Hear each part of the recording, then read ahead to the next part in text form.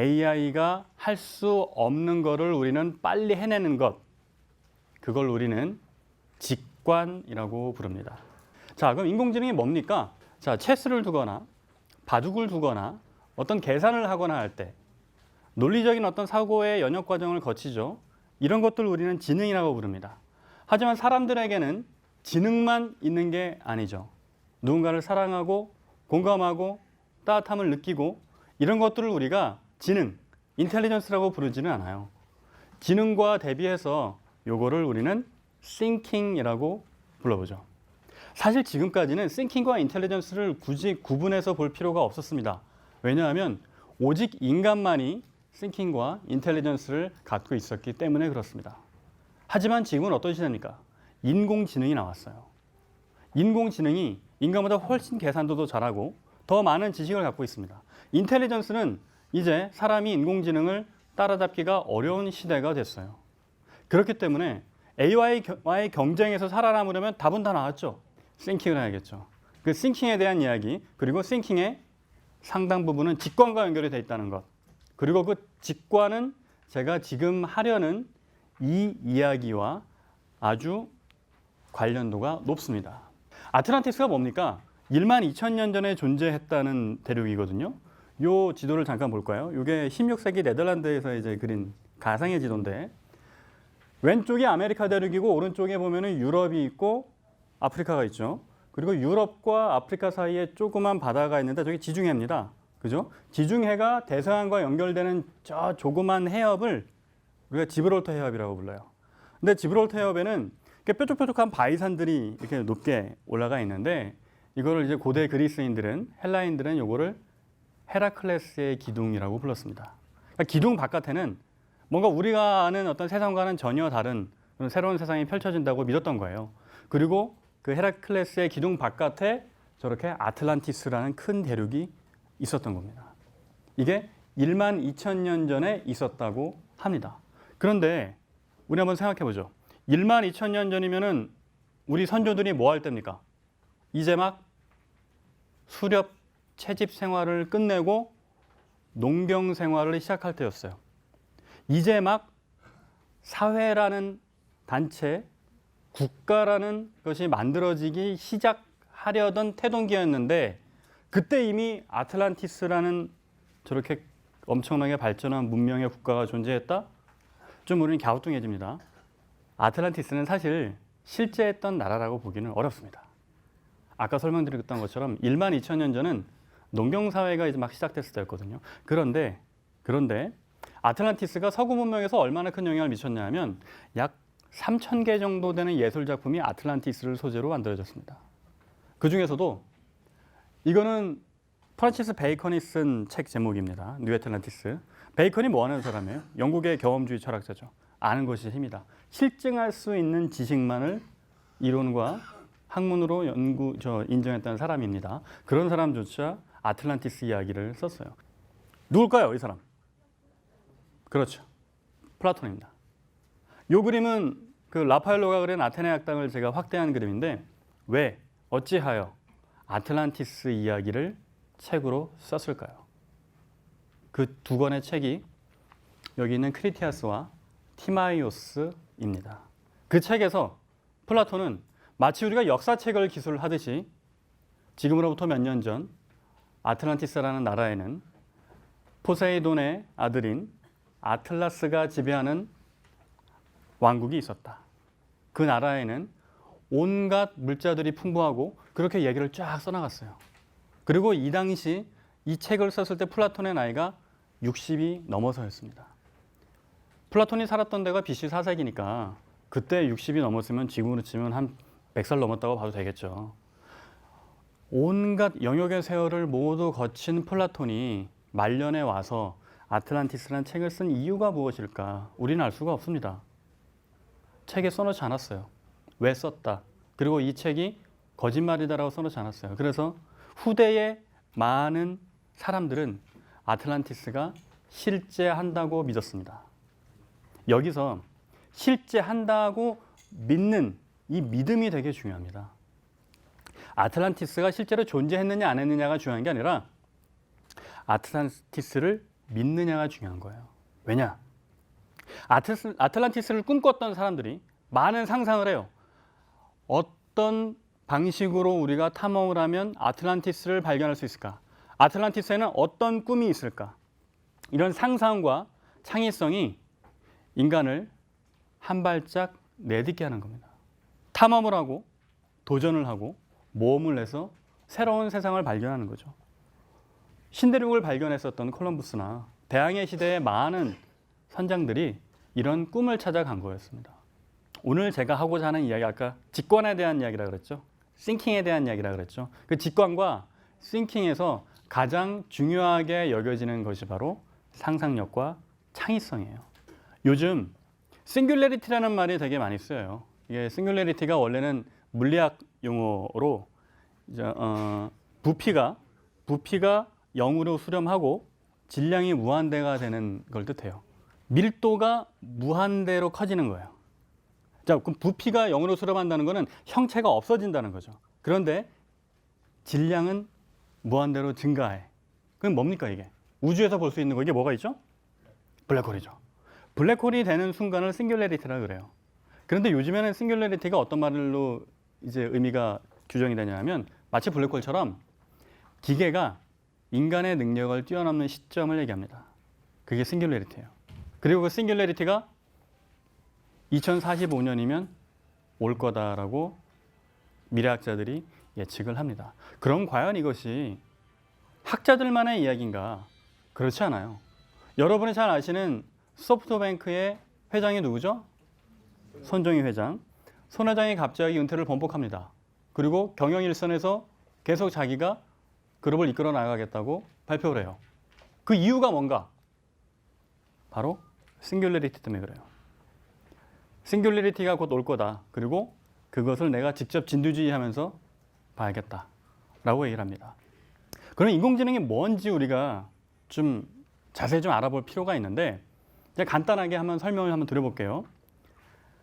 3년 전에 알파고하고 이세돌 구단이 바둑을 뒀죠. 근데 바둑의 결과 어땠습니까? 한 번밖에 못 이겼어요. 근데 바둑 두기 전에 우리들은 어떻게 예측했냐면 이세돌 구단이 이기겠지라고 예측을 했습니다. 왜냐하면 그때 바둑계에서는 이런 말들을 했어요. 체스는 90년대에 이미 딥블루라는 저 컴퓨터가 세계 체스 챔피언을 이겼습니다. 체스와 달리 바둑은 경우의 수가 워낙 많기 때문에 이건 인간의 직관의 영역이다. 그러므로 컴퓨터가 인간을 이길 수 없다라고 얘기했습니다. 큰 소리 뻥뻥 쳤지만 결과는 어땠죠? 아까 얘기한 것처럼 이세돌 구단이 졌습니다. 한 판 간신히 이겼어요. 지금은 어떤 얘기가 나오냐 하면 알파고가 일부러 져줬다는 얘기도 나와요. 이거는 뭐 믿거나 말거나 하지만 근데 실제로 그럴 만도 한 것이 얼마 후에 있었던 중국의 커제 구단과의 대국에서는 커제가 한 번도 못 이겼어요. 자, 본의 아니게도 이세돌 구단은 그 이후로 전무후무하게 알파고를 이긴 유일한 인간으로 남게 됐습니다. 그런데 가장 최근에 발명된 인공지능 알파고가 있습니다. 이 알파고는 이름이 리예요. 리세돌 구단과 덧대어 해서 리. 그런데 지금 최근에 나온 알파고는 제로입니다. 그럼 제로와 리의 차이점이 뭐냐? 우리가 뭐 간단한 건데 이거 한번 같이 따라해 볼까요? 지도학습, 비지도학습, 강화학습. 말 그대로예요. 지도학습은 인간이 지도해 주는 거예요. 자, 알파고 리는 인간의 프로 기사들의 기보 16만 건을 입력해 줬어요. 그러니까 인간의 정보, 인간의 데이터를 아날로그로 된 인간의 정보를 디지털 언어로 치환해서 입력해 준 겁니다. 이걸 지도학습이라고 해요. 근데 최근 나온 알파고 리에는 기보를 입력해 주지 않았어요. 비지도학습이죠. 대신 뭘 했냐? 바둑의 룰을 알려주고 너 스스로 연습을 해라. 네 스스로 능력을 강화시켜라 라고 했습니다. 그게 강화학습입니다. 이거는 아주 큰 의미를 갖습니다. 지금까지 영화나 SF 소설에서 뭐 미래 사회를 다룬 이야기가 많았지만 우리가 그거를 현실이 될 거다라고 생각하지 않았었던 이유는 싱귤레리티가 올 거라고 믿지 않았기 때문에 그래요. 그런데 지금 싱귤레리티가 이렇게 갑자기 많이 거론되는 이유는 방금 얘기했던 비지도 학습과 강화 학습 때문에 그렇습니다. 결과는 어땠을까요? 리와 제로가 바둑을 뒀을 때 누가 이겼을까요? 리가 졌죠. 그죠? 제로가 이겼어요. 100점 100승 했습니다. 100판 다 이겼어요. 그러면 이게 뭘 의미하느냐? 기존까지의 컴퓨터와 인공지능은 인간이 입력한 만큼만 알고 있었습니다. 그런데 지금의 인공지능은 자기 스스로 역량을 키웁니다. 이게 우리가 요즘 얘기하는 딥러닝, 머신러닝 그런 이야기들인 거예요. 뭘 소재로 학습을 할까요? AI는 이제 빅데이터입니다.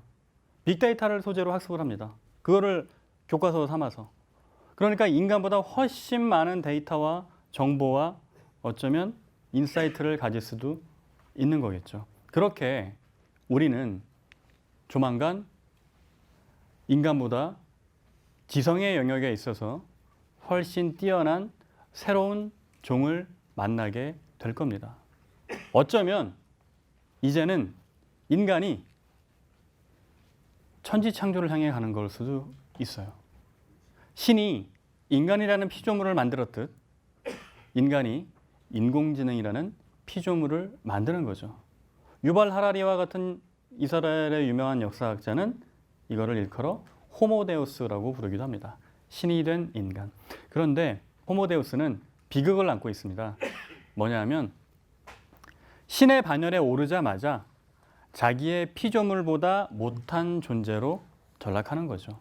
앞서 설명드렸던 것처럼 인공지능은 인간보다 훨씬 뛰어날 테니까. 이카루스의 날개입니다. 이 그리스 로마 신화에서 나오는 유명한 이야기죠. 아버지 다이달로스가 아들에게 밀랍으로 된 날개를 만들어줬어요. 그러면서 한마디 합니다. 아들아, 밀랍으로 만들었으니까 너무 태양 가까이 날지 말아라. 그런데 아들은 하늘을 나는 것에 너무 심취해서 끝까지 올라갑니다. 호기심과 욕심 때문에. 그런데 태양빛은 어떻게 하죠? 밀랍을 녹여버려요. 그리고 이카루스는 땅에 떨어져 죽습니다. 과학과 기술의 발전은 무조건 발전한다는 게 좋은 것만은 아니죠. 맹목적이어서는 안 된다는 얘기입니다. 그것이 추구하는 방향과 그것이 안고 있는 가치가 무엇인가가 매우 중요하다는 겁니다. 우리의 삶을 직접적으로 바꿔놓는 이야기들이 있습니다. 이 사람 누군지 아십니까? 그렇죠. 일론 머스크 많이 화제가 되는 인물이죠. 테슬라, 스페이스X. 작년에는 뭘 했나요? 그 팔콘 헤비라는 우주선에다가 그 로드스터라는 전기차를 이렇게 앞에 실어가지고 쏘아 올렸어요. 로켓 발사를 한 거죠. 그죠? 로켓 발사를 한 나라는 몇 나라 되지 않습니다. 그런데 이 사람은 민간 기업인이 그걸 한 거예요. 대단한 거죠. 이 사람이 또 대단한 거는 그 발사체가 한 번 쓰고 버리는 게 아니라 재활용이 돼요. 한 번 쏘고 나중에 어디 바다 한가운데 떨어지면 그거 다시 수거에다가 또 쓰는 거예요. 그렇게 2번 재활용하는데 성공을 한 사람입니다. 그래서 어쩌면 우리가 알고 있는 전 세계 인류 중에 가장 미래에 가까이 가 있는 인물 중에 하나일 겁니다. 근데 이 사람이 지난번에 거버먼 서밋이라는 큰 국제 행사에서 이런 얘기를 합니다. 20대 80의 사회가 올 거다. 20대 80 많이 들어보셨죠? 파레토의 법칙. 근데 이 사람이 얘기하는 20대 80은 좀 다른 의미입니다. 20%만 직업을 갖게 될 거다. 그런 예측들은 많이 나오고 있죠. 근데 사실 기술의 발전은 늘 인간의 직업을 증발시켜 왔어요. 예를 한번 들어보죠. 예전에는 우리 엘리베이터 타면 엘리베이터 도우미들이 이렇게 있었던 거 기억하세요? 예전에는. 미국에서 처음 엘리베이터라는 그런 발명품이 나왔을 때 계속 그 도우미들의 숫자가 증가를 하다가 갑자기 어느 날 반토막이 나더니 사라져 버렸어요. 왜냐하면 엘리베이터를 손쉽게 조작할 수 있게 되면서 기술이 발전하면서 굳이 도우미라는 직업이 필요 없게 된 겁니다. 우리나라에도 비슷한 일이 있었죠. 여기 왼쪽 밑에 볼까요? 요 장면 기억하세요? 차장이네, 차장. 그렇죠. 버스 안내양, 버스 차장이라고 불렸던 직업인데 1980년대까지 있었어요. 그런데 그 이후로는 볼 수가 없게 됐습니다. 요즘 아이들한테 이 사진을 보여주면 이게 뭔지 몰라요. 이해 못해요. 알 수가 없는 거죠. 그러면 이 버스 차장이라는 직업이 왜 없어졌습니까? 버스에 자동문이 생기고 하차벨이 생기고 지금은 교통카드로 태그하면 되니까. 예전에는 버스 차장이 이렇게 신장갑 끼고 동전 거슬러주고 그랬잖아요. 없어진 이유는 기술의 발전이 인간의 노동력을 필요하지 않았기 때문입니다. 맨 위의 사진도 보죠. 볼링이라는 스포츠가 처음 나왔을 때입니다. 저 그림을 보면 저 사진을 보면 황당하지 않습니까? 아니 저렇게 하고 어떻게 우리가 일일이 볼링을 치지? 이런 여러분이 드는 이런 감정들이 10년 후, 20년 후에 우리가 현재 일하는 모습을 사진과 동영상으로 남겼다가 우리 미래 세대에게 보여준다면 그 친구들 또한 우리가 이걸 보는 것과 같은 감정을 느낄 거예요. 야, 옛날에는 저렇게 일을 하고 살았단 말이야? 기술의 발전은 늘 인간의 일자리를 증발시킵니다. 가장 대표적으로 우려되는 것 중에 하나는 또 뭐가 있나요, 요새? 자율주행 기술. 자율주행차가 나오면 운전을 직업으로 하는 기사라는 직업이 사라질 위기에 놓이겠죠. 그 중에서도 가장 먼저 없어질 만한 분야는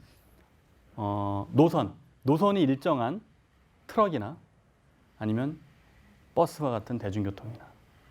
이거는 예외성이 크지 않잖아요. 정해진 루트만 가게 되니까 그런 거는 자율주행이 훨씬 더 구현하기가 쉽습니다. 자율주행이 구현된다면, 상용화된다면 우리가 알고 있는 우리 주변에 운전을 직업으로 하는 분들의 직업이 결과적으로 한꺼번에 증발되는 상황이 올 수 있습니다. 이런 직업 증발의 시대는 전문직들도 마찬가지예요. 이 사진은 뭐냐면 인공지능 의사 왓슨입니다. 왓슨이 실제 병원에서 사용되는 모습인데, 자, 왓슨에게는 암 환자 40만 명의 정보가 있어요. 자, 우리가 명의를 얘기할 때 명의를 정의하는 기준이 뭡니까? 일단 환자가 어디 아픈가를 딱 보고 아, 이건 무슨 병이다. 그리고 이 병을 치료하려면 어떻게 해야 된다. 그러니까 진단과 처방을 정확하게 빠르게 내릴 수 있는 사람을 우리는 명의라고 부릅니다. 그런데 이런 명의가 되기 위해서는 경험이 많아야겠죠. 임상 경험이 풍부해야죠. 그죠? 아무리 뭐 이론과 지식이 많다는들 이제 막 의대 졸업한 젊은 의사가 그런 인사이트를 가질 수는 없잖아요. 결국 데이터입니다. 데이터는 아까 우리가 인텔리전스를 얘기하는 것에서 말씀드린 것처럼 인공지능을 인간이 따라갈 수가 없습니다. 왓슨이 있으면 우리가 생각하는 의사의 역할, 명의의 조건이 달라지게 되는 거죠. 그럼 이제 의사는 뭘 해야 되느냐? 인공지능 의사가 분석한 정보를 환자에게 친절히 설명하고 소통할 수 있는, 또 전문 용어로 라포를 형성한다 그러죠. 그런 공감적인 역량을 펼쳐야 한다는 겁니다. 변호사도 마찬가지예요. 변호사도 인공지능 변호사가 있어요, 이미. 로스라고. 자, 유능한 변호사는 어떤 변호사입니까? 법률에서 정해놓지 않은 그 수많은 구체적인 이야기들을 판례를 통해서 분석을 해서 나의 클라이언트에게 가장 적합한 전략을 세워주는 게 바로 변호사입니다. 그럼 뭘 많이 알아야 돼요? 법은 당연히 많이 알아야겠죠. 판례들을 많이 알아야겠죠. 그리고 거기를 통해서 설득력 있는 논리 구조와 알고리즘을 짤 수 있어야 되는 거예요. 이것 또한 인공지능 변호사를 인간 변호사가 따라갈 수가 없습니다. 그렇기 때문에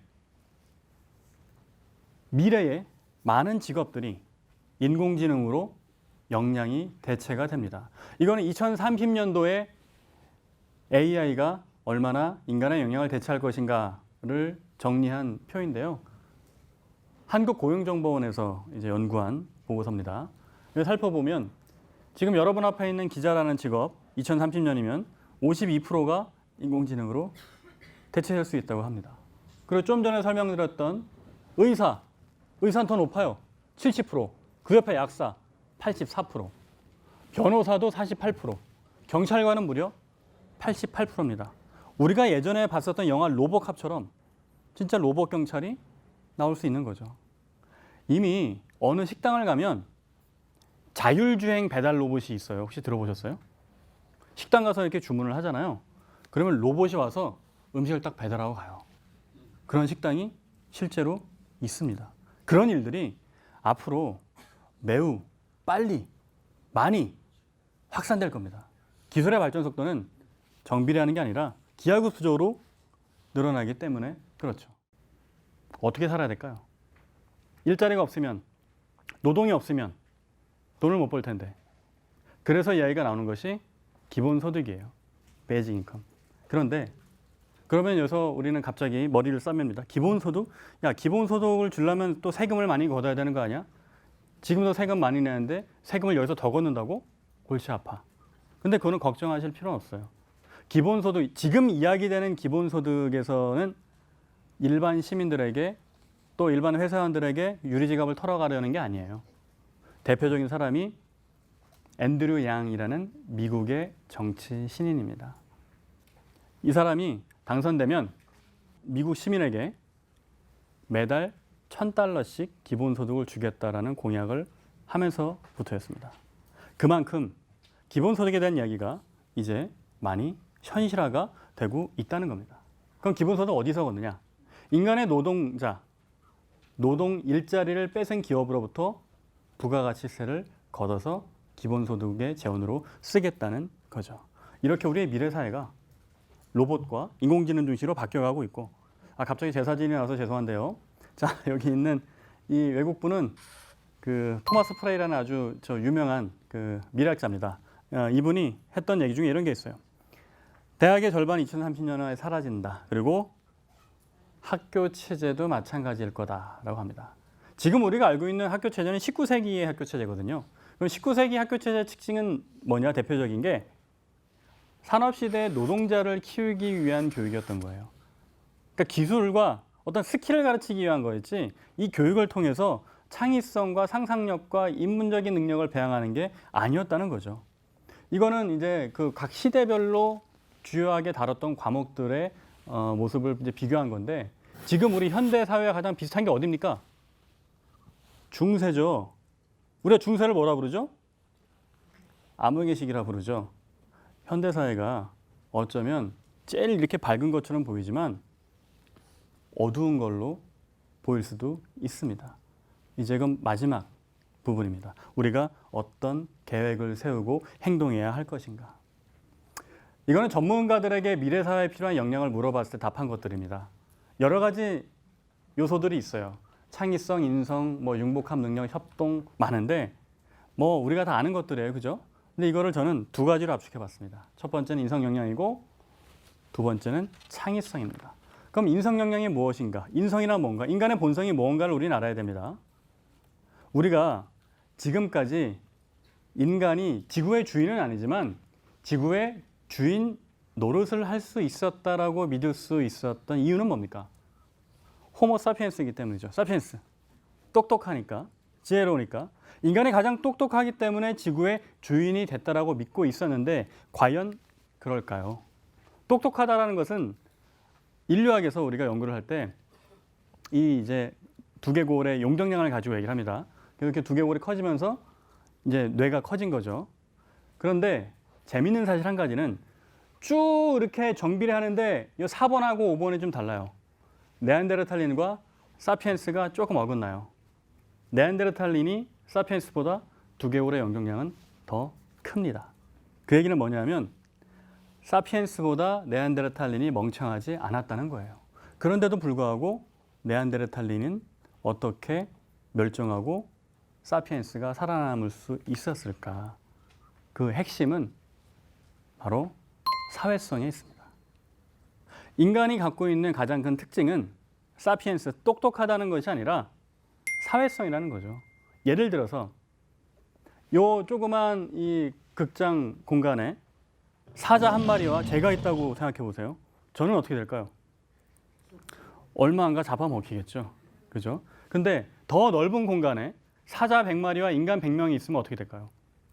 그땐 인간이 사자를 잡을 수가 있을 겁니다. 왜 그러냐면 동물에게 1 더하기 1은 2예요.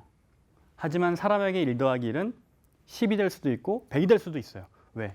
사회성과 팀워크와 시너지 때문에. 물론 사람들마다 1 더하기 1을 0으로 만들어버리는 마술을 부리는 일도 가끔 있기는 합니다. 그렇게 인간에게 가장 중요한 역량은 똑똑하다라는 것이 아니라 바로 사회성이라는 데 있다는 거죠. 끝으로 창의성입니다. 그럼 창의성은 무엇인가?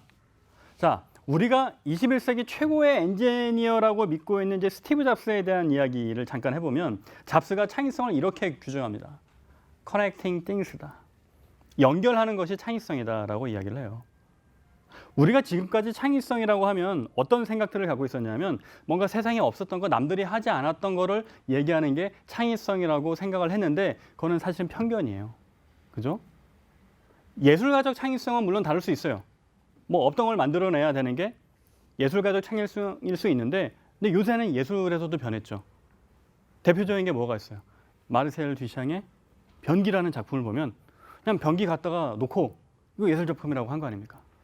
관점을 바꾸는 거, 기획을 새로 하는 것도 그게 창의성이라는 이야기입니다. 우리가 대표적으로 이제 알고 있는 21세기 최고의 발명품 중에 하나가 스마트폰이잖아요. 스마트폰에 있는 여러 가지 기능들 어떤 게 있어요? 영화 보고, 뭐 노래 듣고, 인터넷 찾아보고, 뭐 뱅킹하고 이런 많은 기능들이 있는데 그 중에 완전히 새로운 것들이 있습니까? 없습니다. 그렇다면 스마트폰은 뭘 한 건가요? 커넥팅 띵스 한 거죠. 단지 연결해 놓은 것들입니다. 여기서 또 한 가지는 잡스가 대학 다닐 때 전공이 뭐였는 줄 아세요? 컴퓨터 공학을 전공했을까요? 아닙니다. 잡스는 전공이 철학이었어요. 동양 철학을 전공했어요. 그래서 한때는 히말라야 일대를 돌면서 선불교 승려가 되겠다고 수행자 생활을 하기도 했고요. 집단 사관원정에 들어가서 히피 생활을 하기도 했습니다. 그렇게 여러 가지 경험과 또 자기의 관심사가 엮이면서 애플이라는 창의성을 만들어내게 된 거였죠. 이런 커넥팅 닷은, 커넥팅 띵스는 잡스만의 이야기는 아니에요. 우리가 알고 있는 최고의 천재 중에 한 명인 다빈치 같은 경우가 대표적일 수 있는데 다빈치는 일단은 모나리자를 그렸죠. 모나리자를 그린 것뿐만 아니라 왼쪽에 보이는 것처럼 해부 확도를 그린 해부학자이기도 했어요. 그리고 오른쪽에 보이는 것처럼 하늘을 나는 물체를 개발하려고 노력했었던 엔지니어이기도 했어요. 여러 분야의 상상력과 그런 것들을 연결하려는 노력이 맞물리면서 레오나르도 다빈치라는 최고의 천재를 만들어낼 수가 있었던 겁니다. 그런데 만일 7살짜리 다빈치를 오늘날 한국 사회의 유치원과 초등학교에 보낸다면 그 아이가 천재가 될 수 있을까요? 상당히 의문입니다. 지금 우리가 과거의 사람들보다 훨씬 더 많은 지식을 갖고 있어요. 우리가 알고 있는 정보의 총량은 훨씬 더 많을지 모르지만 우리가 이들보다 창의적일지 혹은 이들보다 지혜로울지는 매우 의문이라는 거죠. 인간에게 있어서 가장 본성이고 핵심 경쟁력이 되는 인성과 사회성, 그리고 인성과 사회성에서 함께 나오는 창의성과 상상력이라는 게 우리 미래 사회에서 아이들이 꼭 갖춰야 할 만한 역량이다. 근데 이걸 어떻게 기르느냐? 그럼 창의성과 상상력을 어떻게 키워야 되느냐? 잡스의 이야기에 해답이 있습니다. 커넥팅 띵스를 하라는 거죠. 일단 띵스가 많아야 되겠죠. 그럼 띵스라는 것은 무엇이냐? 우리가 어렸을 때 했던 것처럼 태종, 태세, 문단세 이렇게 외우는 거는 띵스가 될 수 없어요. 내가 직접 경험해보고, 그러니까 어떤 문제가 있는지 내가 직접 문제를 발굴해내고 그 발굴한 문제를 해결하기 위해서 노력하고, 그리고 그 노력이 비록 실패로 돌아간다 하더라도 거기서 얻은 나의 띵스는 언젠가 연결할 수 있을 만한 거리가 된다는 데서 나의 상상력과 창의성을 키워주는 것이라고 할 수 있습니다. 여러분, 트로이는 역사일까요? 신화일까요? 역사. 네. 신화라는 분도 있고 좀 헷갈리죠. 정확히 말씀드리면 트로이는 신화였다가 역사가 됐습니다. 하이니 슐리만이라는 이제 19세기 독일의 사업가이자 고고학자인데 이 사람이 7살 때 아버지에게 선물을 하나 받습니다. 아빠는 이제 시골 교회의 가난한 그 목사였는데 호메로스의 일리아스라는 책이 있죠. 그 호메로스의 일리아스라는 그 장편 서사시 그거를 만화책처럼 그린 이제 그림책을 선물 받아요. 그걸 보고 슐리만은 고대 그리스에 대해서 엄청난 동경을 하게 됩니다. 그래서 맨날 아빠에게 물어봐요. 아빠, 오디세우스는 진짜야? 아킬레우스는 어땠어? 아가멤논은? 맨날 이렇게 물어봐요. 그런데 그 아빠가 상당히 낭만적이었던 것 같아요. 아들에게 이렇게 대답합니다. 아들아, 저기 구름 너머에는 그리스라는 나라가 있다. 거기에는 지금도 수많은 영웅들의 흔적들이 남아있어. 비록 아빠는 가난해서 널 데려가지 못하지만 너는 나중에 꼭 성공해서 트로이로 가보렴. 슐리만에게는 그래서 그때부터 트로이로 가는 게 꿈이었습니다. 그게 상상이었고 자기의 창의성이었고 삶을 이끌어 나가는 원동력이었던 거예요. 그때부터 슐리만은 열심히 살아요. 가게에서 점원으로 일하고 배 타고 선원을 하고 그러다가 20대 때 그 당시 이제 미국에서 이제 골드러시 때였거든요. 미국으로 건너가서 큰 돈을 법니다. 사업으로 크게 성공을 하고 47살이 되던 해에 자기가 갖고 있는 모든 사업체를 정리하고 그리스로 갑니다. 왜? 트로이를 발굴하기 위해서. 그런데 뭐 이걸 혼자 할 수는 없으니까 그 당시 이제 주변에 있는 고고학자들을 이렇게 탐색을 해요. 같이 가자고. 하지만 고고학자들은 한 명도 따라가지 않아요. 이유는 트로이가 신화와 전설일 뿐이니까. 야, 그거는 호메로스가 쓴 서사시에나 나오는 이야기지. 그거 실제도 하지 않는 거를 어떻게 발굴을 하냐. 마치 환웅과 웅녀가 쑥을 먹고 100일 동안 버텼던 동굴을 찾아가겠다는 것과 비슷한 거예요. 하지만 슐리만은 혼자 갑니다. 현지에서 인부들을 구해서 열심히 땅을 파요. 결과는 어땠을까요? 트로이를 발굴합니다. 3000년 동안 잠자고 있었던 트로이가 역사적 실체를 드러내게 된 것이었죠. 그 이후에 영국의 아서 에반스라는 고고학자가 이제 트로이 서쪽에 있는 미케네 문명과 크레타 문명을 발굴하면서 그리스 초기 문명, 에게 문명이 완성된 것이었습니다. 이렇게 어마어마한 역사적 성취가 어디에서 비롯됐느냐? 7살짜리 슐리먼의 상상에서, 꿈에서, 그리고 한 발자국 내딛는 것에서 비롯됐습니다. 훗날 시간이 흘러 슐리만은 이제 자기의 생을 다하고 이제 죽습니다. 근데 슐리만에게는 또 다른 한 가지 꿈이 있었다고 전해져요. 그 꿈은 무언가를 찾는 거였어요. 이제 트로이는 찾았으니까. 그 무언가가 뭐였을까요? 맞아요. 아틀란티스였습니다.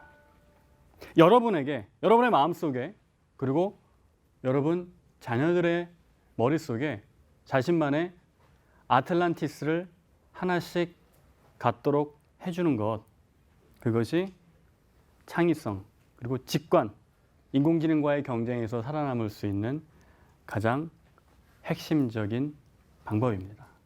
고맙습니다. 2018년 작년에 기준으로 1분에 현재 60초에 인터넷에서 일어나고 있는 일들입니다. 인스타그램 17만 4천 명이 지금 이제 인스타그램을 이렇게 스크롤 이렇게 보고 있어요. 지금 앱으로 1분에 엄청난 일들이 일어나고 있습니다. 혹시나 여기 나오는 회사들을 잘 모르신다면 유튜브는 이제 1분에 430만 개의 유튜브 비디오가 사람들이 보고 있어요. 지금 모르시면 알아야 됩니다. 왜냐하면 자녀 교육을 위해서는 이걸 아셔야 돼요. 이걸 나는 모르니 상관없다라고 하지 마시고 이 회사들의 공통점이 뭘까라는 게 첫 번째 퀴즈입니다. 여기 제가 얘기를 페이스북, 유튜브, 구글, 넷플릭스, 트위터, 인스타그램 이런 회사들의 공통점이 뭘까요? 실리콘밸리에 있습니다. 회사들이 새로운 4차 산업혁명 또는 새로운 세대를 새로운 혁신을 이끌어가는 회사들이 많이 이쪽에 있고요. 실리콘밸리 얘기를 하기 전에 윷놀이를 하면 독에 걸리는 중에 뭐가 제일 중요하다고 생각을 하세요? 유시나 모가 중요하긴 하지만 도도 중요하고 개도 중요하고 사실 제일 많이 나오는 걸 제일 잘 활용하는 것도 중요하기 때문에 근데 제가 갑자기 실리콘밸리 얘기한다면서 갑자기 윷놀이를 꺼냈을까요? 제가 이제 한국에도 있었고 미국에도 있었고 한국에도 있고 하다 보니 한국 사회는 특히 교육에 있어서 유시나 모를 해야 칭찬해주고 잘했다고 하고 도나 개를 하면 그냥 넌 좀 더 잘해야겠다. 좀 더 존중해주지 않는 그런 사회가 아닌가. 제가 있었던 그 특히 실리콘밸리 사회는 도를 하던 개를 하든 거를 하든 뭘 하든 다 박수 쳐주고 그 말의 역할이 있기 때문에 칭찬해주고 존중해주고 그래서 더 잘하는 그런 사회인 것 같아서 윷놀이의 예를 들어봤고요. 내 주위의 불편한 문제들, 내 주위의 작은 문제들을 발견하는 게 그 동네에서 굉장히 일상적으로 일어나는 일입니다. 또 하나는 그 문제의 발견과 더불어서 다양성이에요. 제가 아까 60% 이상이 외국에서 출세한 사람들이다 보니 언어, 인종, 문화 다 다릅니다. 그래서 누가 맞고 옳고 우리가 그런 말 많이 하잖아요. 옳고 그른 게 아니라 다른 것이 다양성인데 다양성이란 건 다른 거는 당연하지만 그 다름을 인정하는 거. 그죠? 저 사람 나랑 다르니까 인정하고 리스펙트하고 그게 진정한 다양성인데 참 어떻게 보면 우리의 한국 사회는 그게 좀 아쉽죠. 하지만 뭐 다양성을 억지로 만들어낼 수는 없고요. 단지 이제 그런 게 있다는 거고 결국 유럽 문명이 그렇게 더 발전하고 어떻게 더 긍정적인 영향을 끼쳤던 거는 이런 개방과 공유, 오픈되고 또 그걸 가진 걸 나누고 공유가 굉장히 큰 화두입니다. 그래서 앞으로 미래에 공유라는 거 굉장히 큰 화두인데 그래서 요즘 공유 경제 이런 말도 많이 나오잖아요. 공유를 한다는 거는 내가 가진 걸 나눈다는 건 또는 내 걸 오픈한다는 거는 내가 가졌기 때문에 이미 내가 강하기 때문에 내가 약한데 남을 도울 수 없고요. 내가 없는데 남한테 줄 수 없어요. 근데 그 가졌다는 게 무슨 물질적인 거 또는 힘 그런 게 아니라 어떤 부분이든지 내가 가진 것들을 남한테 줄 수 있는 그런 자신감이 실리콘밸리의 어떤 혁신 그리고 앞으로 미래를 이끌어가는 동력 중에 하나인 것 같아요. 사람을 채용할 때 업무와 관계된 거 외에는 물어보지 않습니다. 가족 관계? 무슨 특기, 취미? 이런 거 안 써요. 심지어는 성별도 안 씁니다. 성별. 무엇을 하는 게 아니라 그걸 왜 하는지. 그래서 계속 질문을 던져요. 회의를 예를 들면 혹시 여기서 이제 뭐 직장 생활을 하시는 분 또는 하셨던 분 여러 계시겠지만 우리의 회의 모습은 어떻습니까? 회의를 하면 다 쭉 앉아 있고 가장 높은 사람이 와서 뭔가를 지시를 하고 다 받아 적고 그리고 끝 하면 이제 가죠. 그 회의를 왜 해요? 이메일 보내면 되지. 그 동네 회의는 그렇지 않습니다. 회의를 했을 때는 왜 이걸 왜 하는지 안 하는지를 계속 따지고 묻고 그러면서 서로 공감대를 형성하는데 그게 단지 회사에서만이 그런 게 아니라 그냥 그쪽의 문화예요. 계속 따져요. 왜 그러는지. 우리는 어떻게 교육을 받죠? 모나면 정 맞아요. 모나면 정 맞아서 뭐가 나면 안 되죠. 근데 중국이나 인도의 문화는 모나면 옆에서 같이 뭐가 나. 쟤가 저렇게 해? 나도 저렇게 해야지. 그래서 파이가 커지죠. 우리는 계속 파이가 그냥 그대로 머물러 있어요. 겸손이 미덕인 사회. 그리고 뭐 낭중지추 뭐 이런 거. 그리고 하나를 알려주면 열을 안다. 이거 굉장히 미덕인 것 같잖아요. 근데 저는 하나를 알려주면 열을 아는 거 좋은데 열을 알면 열을 다 알려주지 왜 하나만 알려주고 나머지는 왜 혼자서 알기를 바라나. 그게 공유예요. 인도나 중국은 그냥 하나를 아는 게 열을 다 가르쳐주고 열을 다 알려달라 그래요. 서로 알려주고. 여러분들 이런 얘기도 뭐 실패 아프니까 청춘이다? 뭐 그런 말에 대한 또 비판적인 얘기도 있는데 뭐 제가 한 얘기는 아프면 환자잖아요. 아프면 병원에 가야지. 무슨 아프니까 청춘이야. 실패도 해도 괜찮아라고 말하는 건 굉장히 무책임한 얘기 같아요. 실패하면 누구나 힘들고 아픕니다. 근데 왜 이 동네는 저 동네는 실패도 괜찮다는 실패를 용납하는 사회라는 그런 어떤 그 수식어가 붙어요. 실리콘밸리에. 그게 실패를 해도 좋아서가 아니라 실패를 해도 그 실패를 해도 다른 선택지가 너무 많기 때문에 실패가 큰 문제가 되지 않다는 거예요. 그래서 이거는 뭐 개인의 어떤 해결에 대한 문제보다는 사회적인 인프라가 이를테면 창업을 했다가 실패하면 다시 취업하고요. 취업이 이 회사에서 일하다가 잘리면 다른 회사 가고요. 대학 못 가면 안 가면 못 가는 게 안 가는 거죠. 안 가면 다른 거 하고 이런 선택할 수 있는 옵션이 많기 때문에 실패를 해도 그게 큰 좌절이나 이런 걸 다가오지 않는 거지. 우리의 현실에서는 사실 실패하면 아파요. 할 수 있다. 너도 아무 이유 없이 아무 때나 그만둘 수 있다. 근데 우리 서로 예의를 지키기 위해서 2주 전에 알려주자. 거기 사인하라는 거예요. 그래서 이거는 불평등 계약이다. 말이 안 된다. 어떻게 입사하는 날에 나한테 회사가 아무 데나 자를 수 있다는 게 저의 그 당시의 상식으로는 이해가 안 돼요. 그래서 물어봤죠. 이거 맞느냐? 잘못된 거 아니냐? 했더니 다 그렇대. 하지만 그때도 안 믿었어요. 그냥 저는 속으로 외국인이니까 내가 정말 그냥 외국인 신입사원이니까 뭐 하나 보다. 하지만 어쩔 수 없잖아요. 그래서 사인했어요. 그런데 뭐 제가 이제 많이 여러 군데 일을 했잖아요. 그냥 그게 맞아요. 다 그렇게 해요. 다 그게 일반적인 조항이고 실제로 그렇게 합니다. 회사에서 아무 이유 없이 사실 사람을 자르는 일은 없지만 마음대로 자를 수 있어요. 노조도 제가 일했던 회사 노조라는 거 없고요. 조직이나 어떤 그런 기관의 어떤 생산 퍼포먼스를 위해서는 개인적인 이런 어떤 정이 앞서지 우선순위 굉장히 낮아요. 그래서 이게 무서운 곳입니다. 자를 때 팍팍 자르고요. 나갈 때 팍팍 나가고. 어떻게 보면 그래서 굉장히 효율적이라고 할 수 있죠. 그게 제가 볼 때는 미래 사회의 모습을 미리 보여주는 것 같아요. 인공지능이 됐을 때 인공지능이 뭔가를 우리의 사회를 조직을 이끌어갈 때 정이 있겠습니까? 물론 정의라는 걸 알고리즘에 넣어놓으면 되겠지만 쉽지 않을 것 같아요. 연구 개발, 기본 실력, 다양성 제가 지금까지 얘기했던 것들입니다.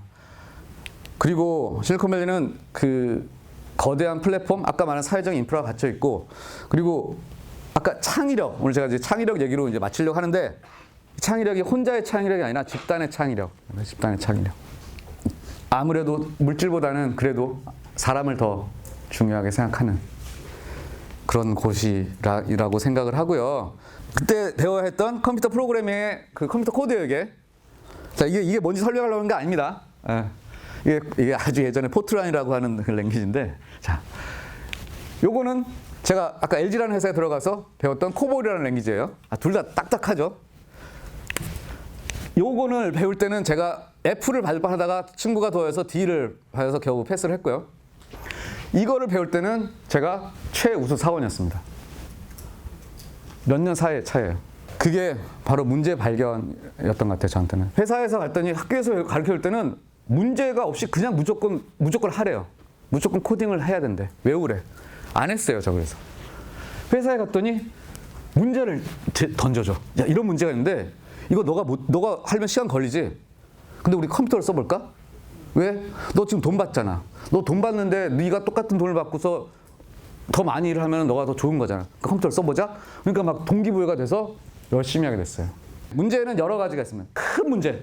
지구를 이제 구글에서 하는 게 이제 문샷이라는 건데 막 달을 쏘자 막 이런 것처럼 아주 큰 문제가 있고요. 또 하나는 페이스북을 만든 마크 저커버그처럼 그냥 우리 학교에서 뭐 편한 시스템 만들어 볼래. 그런 작은 문제도 있어요. 큰 문제, 작은 문제 상관이 없습니다.